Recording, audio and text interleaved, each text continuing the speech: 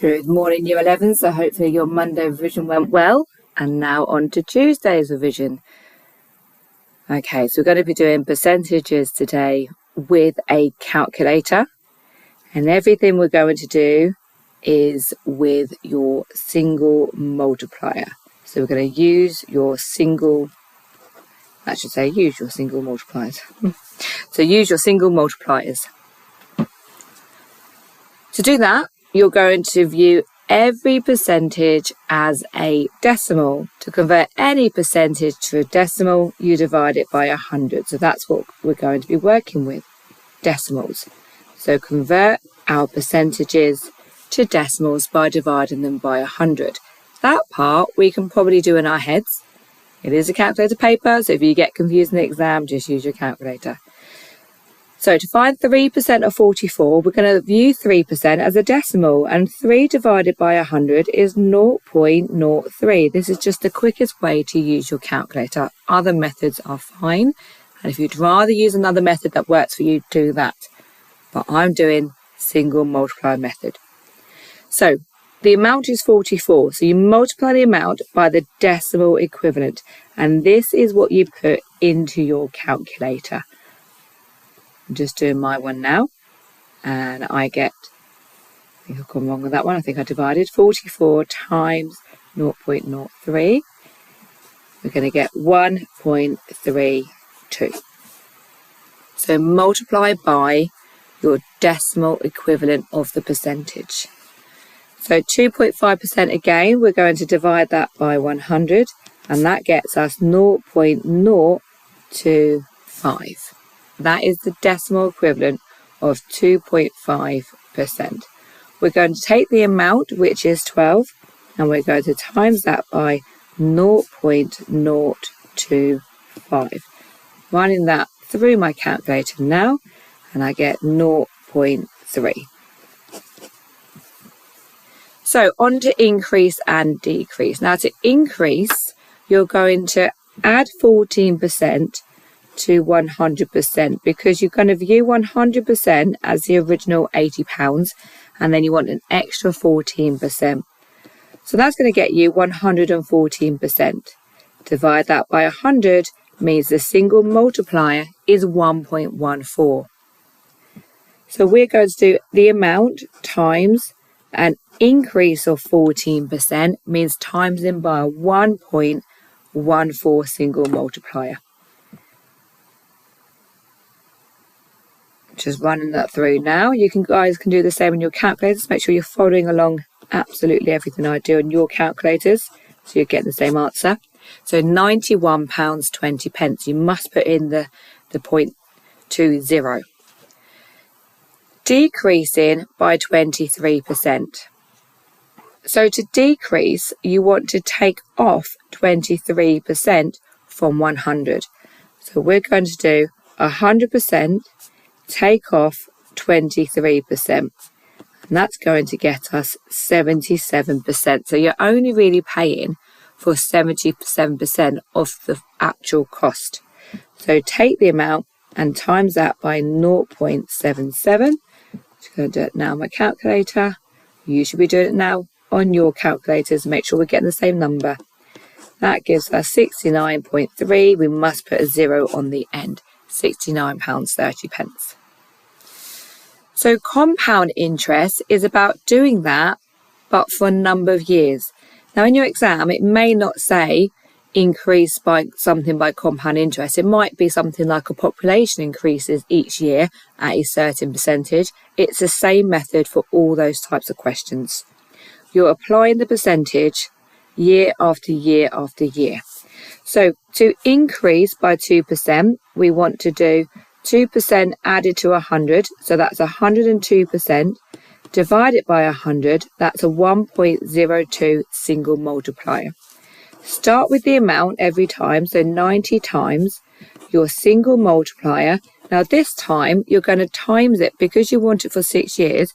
You're going to do that times by itself 6 times. However, it's much easier to use a power. So that's the quickest way to put it through your calculator. 90 times 1.02 to the power of 6. That means you're going to multiply 90 by 102. 1.02. My screen just timed out there. Hopefully it carried on with the video. Anyway, I'm going to carry on. Hopefully it wasn't too interrupted then. If it was, I apologise for that. So 101.35, and you're timesing it by 1.02 times 1.02 times 1.02, and you're doing that 6 times.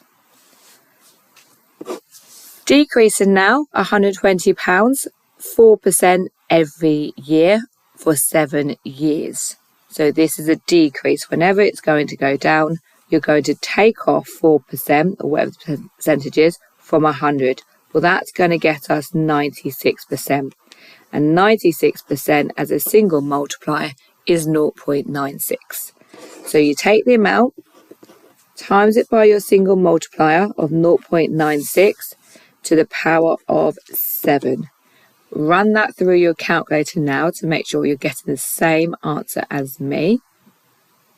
The power of 7. Okay, so I'm getting £90.17. Round it off to 2 decimal places because we're talking pounds and pennies.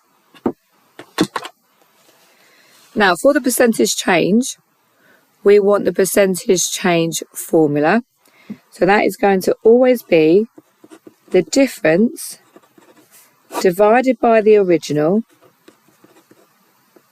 times 100. You're always going to use that whenever you're asked to work out a percentage change. So the difference is going to be, well, what is the difference between the original and what it's increased to? So your first step is to do £10.50 minus your original £8, and that's going to be £2.50. So that is what we call the difference. You divide that by what it originally was. So think of it on a timeline. What number came first? Well, it started at £8 and then moved to £10.50. So 8 is your original. So you divide it by 8 and then you times it by 100. And that's going to get us 31.25%. So we're going to have a look now at reverse percentages. So this might be, you have the price now and the percentage of the sale price, but what was it originally? So these are what we might call going backwards questions. So instead of timesing, we're going to be dividing by the single multiplier to go backwards. You've got to work out whether the original was an increase or decrease. So here you've got a lamp on sale for £22.05. This is a 20% reduction. What is the original cost? So it costs something. We don't know what the cost was. For now, I'm going to call that X. What we know happened to that was there was a 10% reduction. Well, 10% from 100 is 90. And we know 90% as a single multiplier is 0.9. So the original times by 0.9 gets your cost now of 22.05. This is where you go backwards. Whenever you're doing reverse or finding the original, you have to divide by the single multiplier. And that single multiplier is what happened originally. So a 10% reduction means a 0.9 single multiplier. You divide by your single multiplier. So I'm going to run that through now. And we get an original price of £24.50. If you now reduce that by 10% by timesing it by 0.9, you get back to the original cost. You can always check that on your calculator. Here's another finding the original. Jacob buys a watch for £84. Now this includes VAT, so value added tax of 20%. How much is the watch before the tax was added? So we want the price before the tax was added. This is the tax after it's been added. So if I set it up as a normal going forward question, the original, which we don't know, has to go and be multiplied by a single multiplier of a 20% added on to 100%. So it's 120%. So that's a 1.2 single multiplier to give us the cost now of £84. So it's a reverse. You divide by a 20% increase. So you're going to divide by 1.2 single multiplier. Run that through your calculators, and that tells you it must have been £70. So it was £70. 10% of 70 is 7. Double it, 14. If you add on 14, you get to 84. It makes sense. You're adding on 20%. You're now getting a price of 84. Express 6 out of 13 as a percentage. So somebody, let's say, got 6 in a test out of 13. That's how you would write their score. If you do 6 divided by 13, that gets you a decimal. Turn that back into a percentage by timesing it by 100. So your score divided by the total times 100 gets you your percentage, 46.2%. You may be asked to work out who did better on their tests. Well, just work out their percentages. You could do decimals, but let's do percentages. So 7 out of 9, I'm going to do 7 out of 9 times 100 to turn that into a percentage for easy comparison. Round it off to one decimal place, so 77.8% for Dan. Sam got 9 out of 11, so 9 out of 11 times that by 100, that's going to get us, 9 out of 11 times 100 gets us 81.8%. And then we've got Paul, who got 8 out of 10. Well, I know that one, but anyway, 8 out of 10 times 100, 80%. So who did best in their test? Well, it's the one who got the highest percentage, and that would be Sam. So Sam did better. Now, when you're in your exam, you must do the calculations, use that to support an answer. So who did better? Sam. And then summarise it. Crocodile symbols, inequality symbols are a really, really good way to do that. So you may say something like this. 80 is greater than, sorry, not 80, because Sam got 81. So Sam's score of 81.8 is bigger than the next smallest. And that in itself is bigger than that one there. So try and do some calculations. Make sure you answer the question with who did better, and then back it up with some inequalities just to make sure you don't miss out on any marks there. Right, so over to you guys. You should now have some questions to work through on here. When you're ready for those answers, press play. So pause it and then press play. Okay, here are your answers, guys. So you should have got £1.72, 0.416, £138.88, £95.22, 1,520.12, 626.81, 30%, and then reverse percentages, you're dividing by 0.9, so £36.11, dividing by 1.1, so £100.42. 9 out of 13, which is 69.2%. And then these scores, Dan, Sam and Paul, different percentages this time. And Paul did better. And then I just worked out the percentages and used a crocodile symbol. So Paul got 66.7%, which is bigger than Sam's at 64.3%, which is bigger than Dan's at 61.5%. So now on to ratio. First thing we're going to do is make sure we can simplify ratio.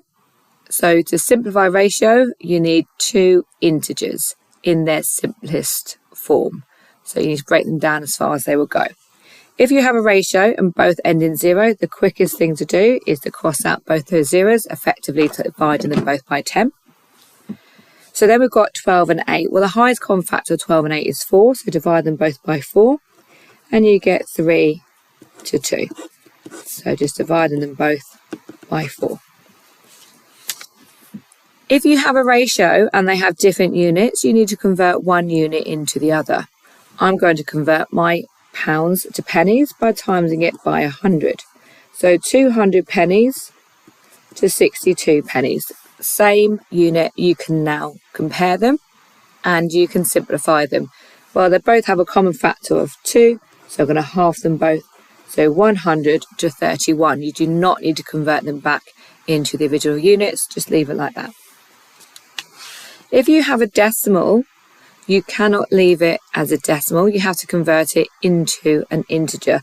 The quickest way is just to multiply 0.4 by 10. And then that's going to get that into a 4. And then do the same with the other side. And that's going to get you into 30. Now 4 to 30 is not fully simplified. You can half them both. So 2 to 15. That is now fully simplified. There's a few different ways you can share into a ratio. This one is scaling up. The ratio of apples to pineapples to oranges in a juice are 4 to 1 to 3. If I have 12 apples, how much fruit is there in total? First thing we want to do is to set the ratios up in their order. Apples to pineapples to oranges, sentence order 4 to 1 to 3. That's exactly where we are. Put in the information you're given. So we have 12 apples, so that goes under the apples column. Then work out what you're scaling it up by. We're times in 4 by 3 to get 12, so times all those by 3. This is now the ratio. But if you've got 12 apples, you've now got 3 pineapples and you've got 3 oranges. So now we can just go ahead and add those all together, and that should be 24 pieces of fruit in total.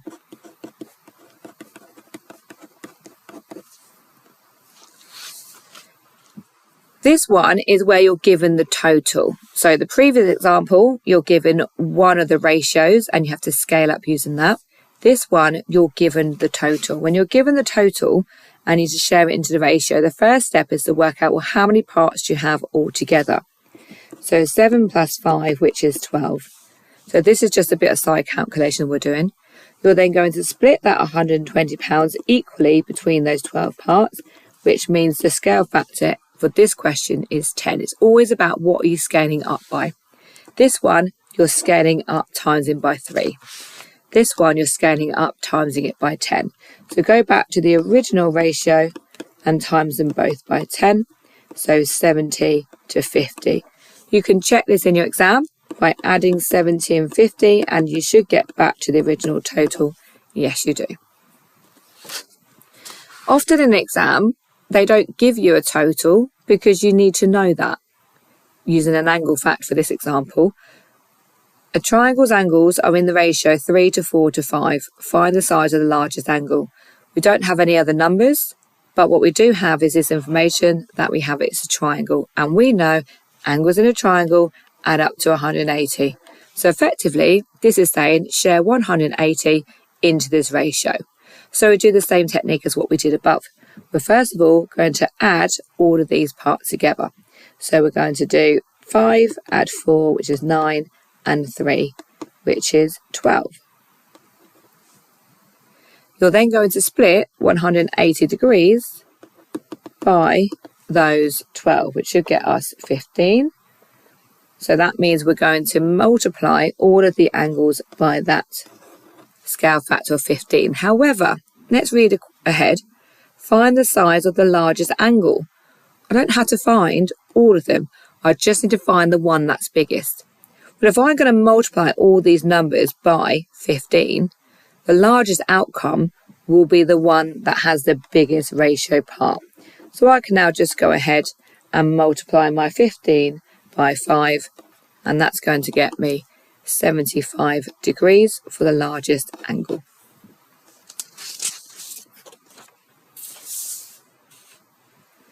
So still sharing into ratios. This question's a bit trickier.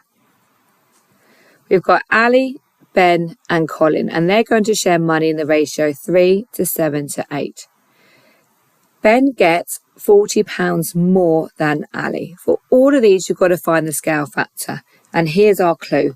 Ben is getting £40 more than Ali. So we want to know, well, how many more parts does Ben get? Let's set up a ratio so it's easier to read. Ali to Ben to Colin. 3 to 7 to 8. Ben gets £40 more than Ali. Here's Ben and here's Ali. Ben gets more parts than Ali, and that's the first thing you need to work out when it's a more than question. How many more parts does this person get? We're going to do some side calculations. So Ben's 7 parts minus Ali's 3 parts means that Ben gets an extra 4 parts. And those 4 parts together equal £40. So we're going to split our extra £40 by the extra 4 parts, which means that 1 part is worth 10. That is our scale up number. We're going to multiply the original set of ratio numbers by 10. So that now tells us 30 to 70 to 80. Check. Is Ben getting £40 more than Ali? Well, we can clearly see it is, but let's just do the math behind it. 70 minus 30, it's £40, so it does work. Now, make sure in the exam you answer the actual question.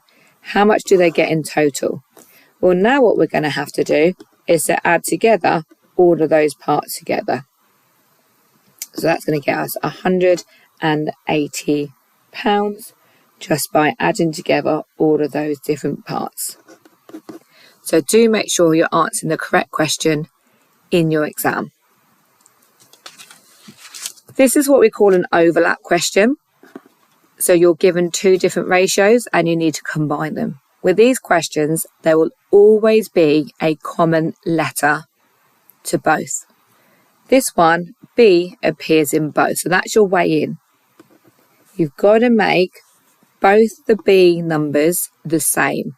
So we're looking for the lowest common multiple of both the B's. So lowest common multiple of 3 and 5. Well, that is 15. So we want to make both the B's into 15.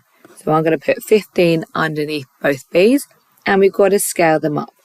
3's into 15 go 5 times. 5 times 2 is 10.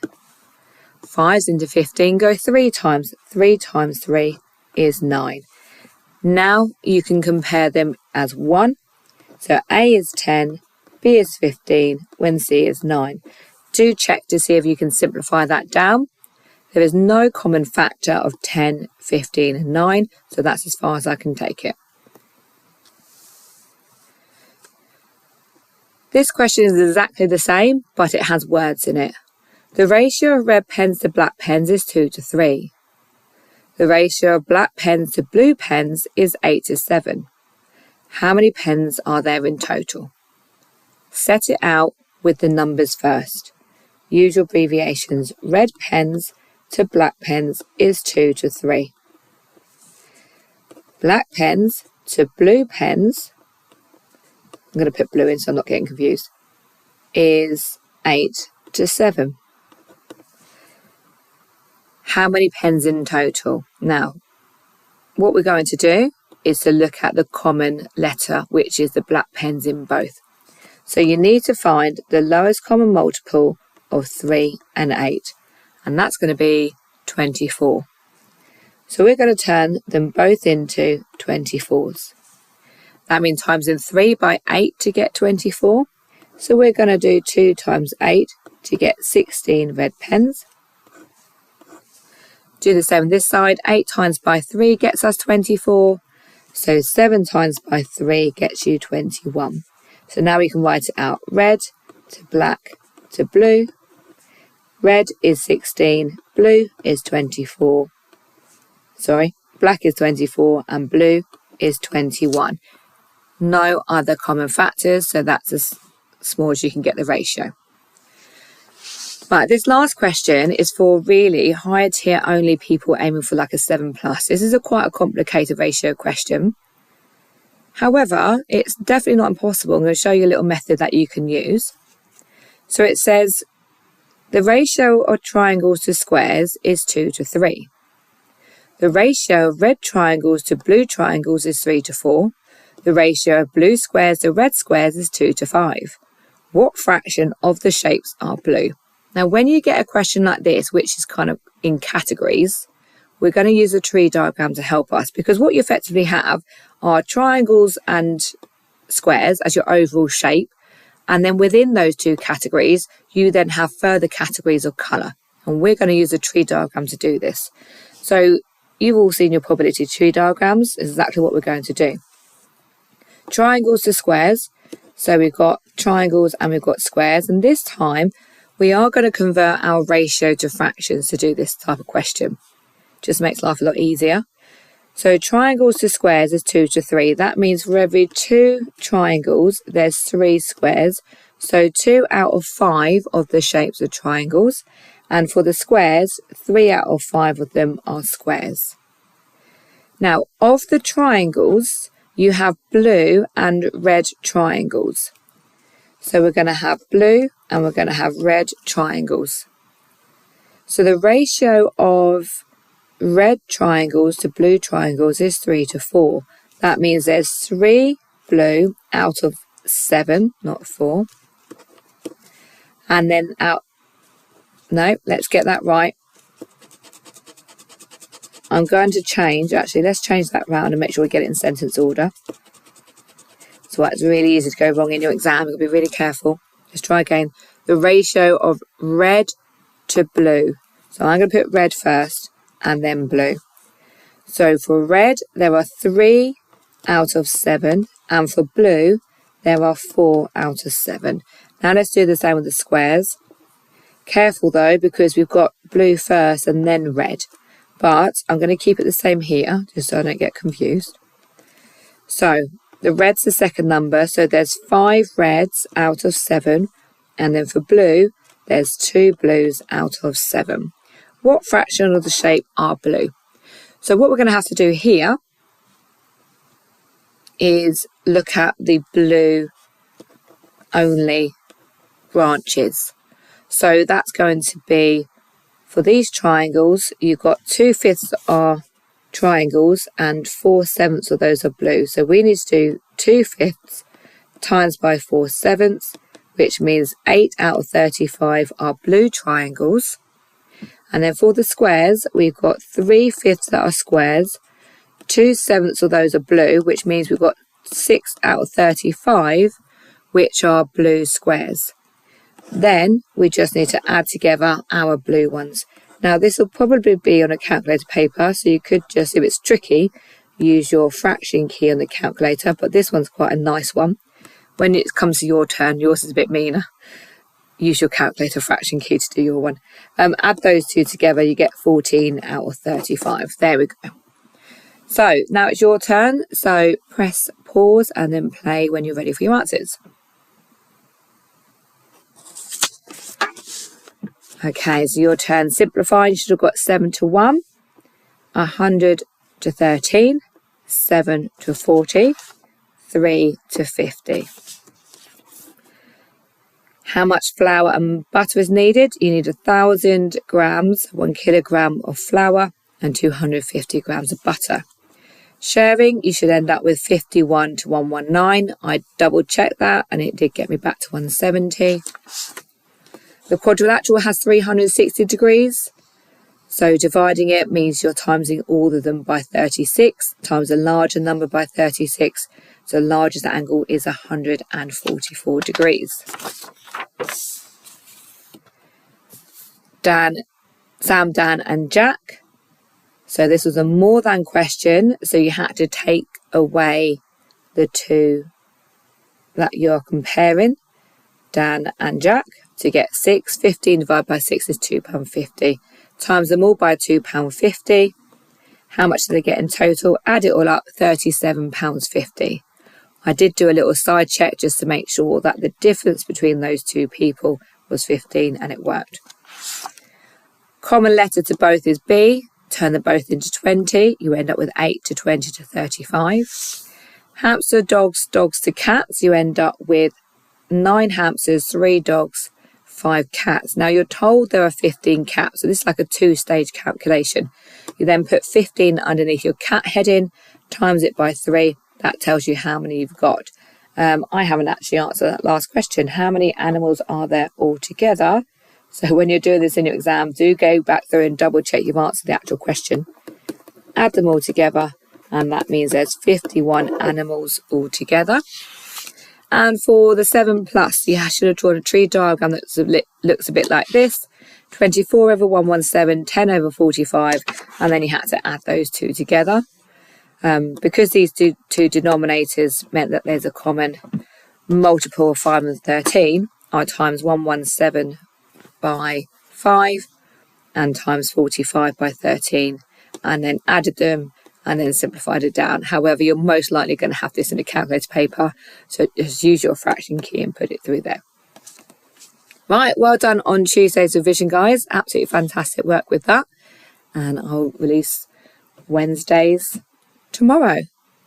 Have a good day. I'll also set you guys some Maths Watch questions on ratio and percentages with a calculator. Thank you very much, guys. See you later.